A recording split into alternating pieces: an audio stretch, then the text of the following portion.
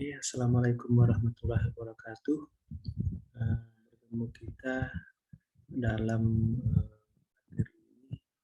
Perkenalkan lebih dahulu, saya Yustandi dengan NIM 2025176. Di sini saya akan mereview tentang program komunikasi kesehatan.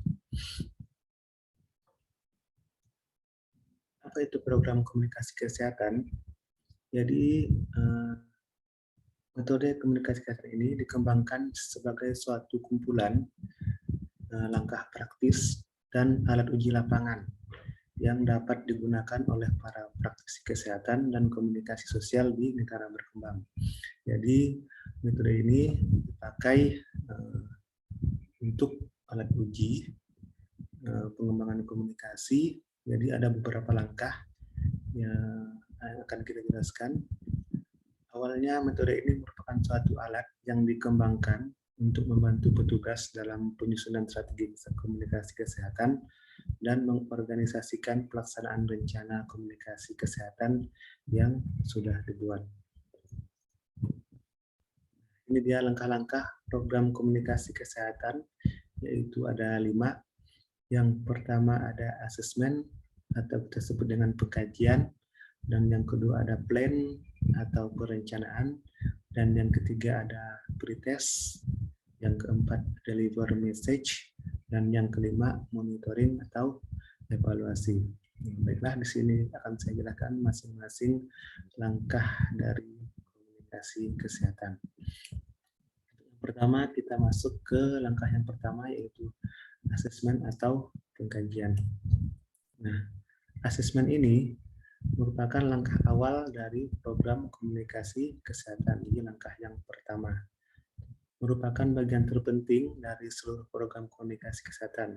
Jadi paling penting, inti dari program komunikasi kesehatan ini adalah asesmen. Karena di sini kita akan mengetahui sejauh mana tahap tahap komunikasi kesehatan ini dirancang. Di asesmen ini kita menganalisis situasi masalah kesehatan. Jadi kita di sini mengkaji masalah kesehatan yang timbul, apa penyakitnya, apa kendalanya, dan sebagainya. Terus juga kita menganalisis profil audien. Jadi siapa audien yang akan kita komunikasikan, bagaimana orangnya, bagaimana kelompok masyarakatnya. Nah, di sini kita juga mengidentifikasi masalah yang akan kita tanggulangi. Dengan cara kita kumpulkan data dasar. Setelah data terkumpul, kita membuat rumusan masalah.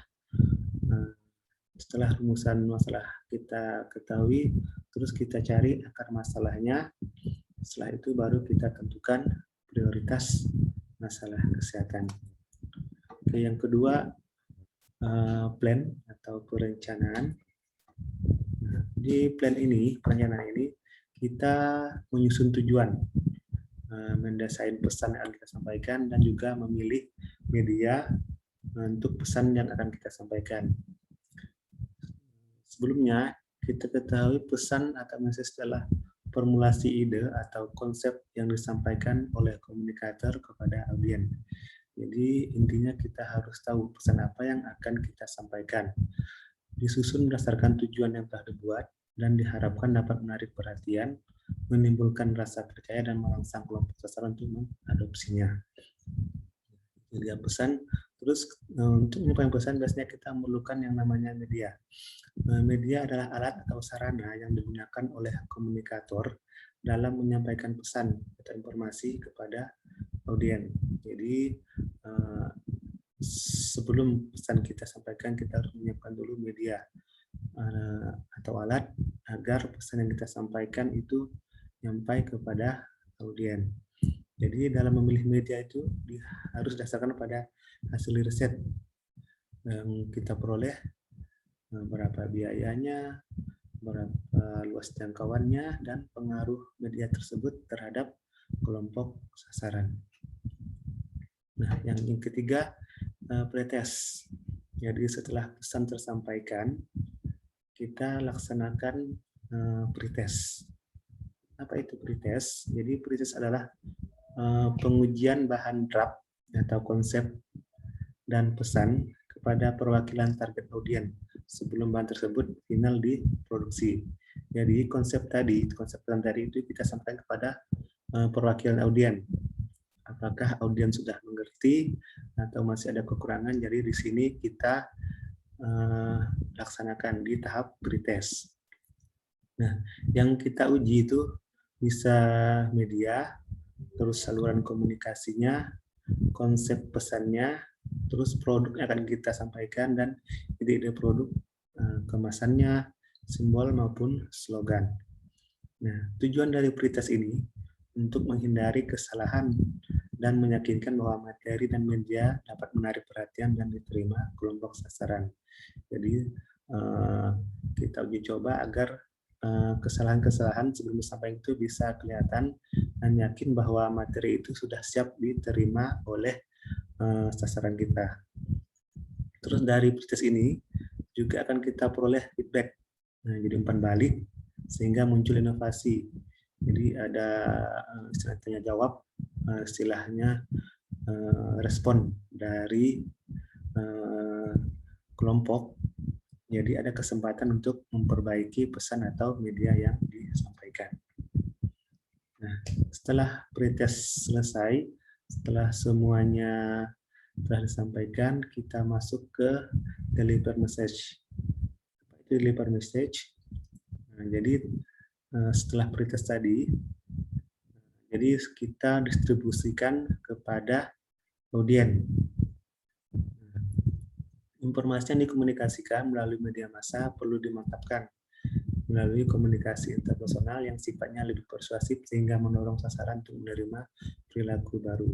Jadi hendaknya pesan yang disampaikan itu harus melalui komunikasi yang persuasif, artinya bisa mendorong si komunikator ini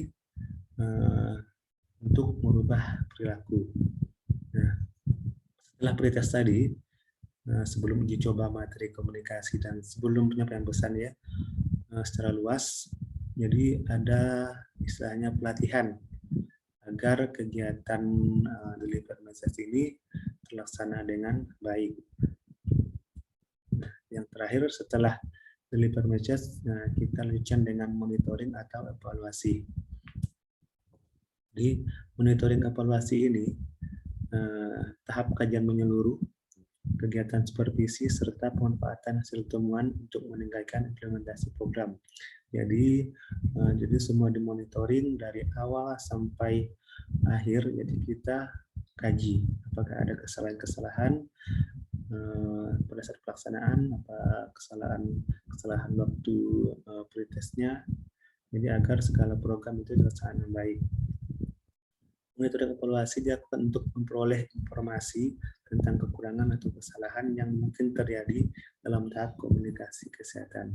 Jadi itu tadi segala kekurangan atau kesalahan yang terjadi sebelumnya, jadi dapat kita evaluasi untuk meningkatkan komunikasi kita kepada kelompok sasaran. Nah, adapun komponen yang kita pantau atau kita evaluasi adalah logistik, bahan-bahannya, terus interim effect. Internal efek di sini maksudnya efek yang terjadi pada saat itu, terutama pengetahuan dan reaksi dari kelompok sasaran setelah kita lakukan komunikasi. Terus apakah terjadi perubahan perilaku dan peningkatan status kesehatan. Mungkin sekian dari saya, kurang lebihnya saya akhiri. Wabillahi taufiq wal hidayah. Assalamualaikum warahmatullahi wabarakatuh.